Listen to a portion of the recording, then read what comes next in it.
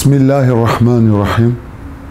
Bir yanda başı rahmet, ortası mağfiret ve sonu cehennem ateşinden kurtuluş olan Ramazan-ı Şerif'i geride bırakmanın burukluğunu yaşarken, diğer yanda Ramazan bayramını idrak etmenin mutluluğunu yaşıyoruz.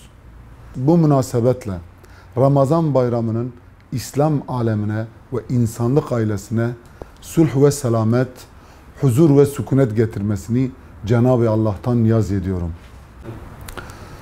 Coğrafyamızda oluk oluk akan kan, can yakan ve yürek sızlatan acılar bayramlık sevinçlerimize gölge düşürse de aziz İslam'ın şiarlarından olan Ramazan bayramını bir ibadet neşesi, sevinç ve huzurla, yani taşıdığı mana ve ruha uygun bir şekilde karşılamamız gerekmektedir.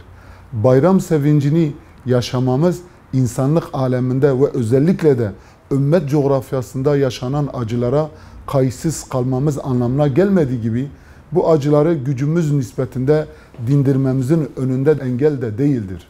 Müminler ancak kardeştir. Öyleyse kardeşlerimizin arasını düzeltin. Allah'a karşı gelmekten sakının ki size merhamet edilsin.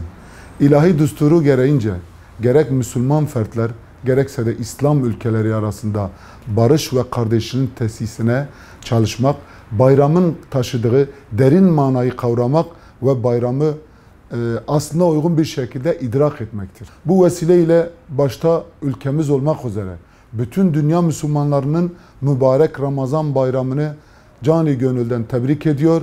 Bayramın İslam alemine ve insanlık ailesine sulh ve selamet, huzur ve sükunet getirmesini, bizleri gerçek bayramlara kavuşturmasını Rabbimizden temenni ediyorum.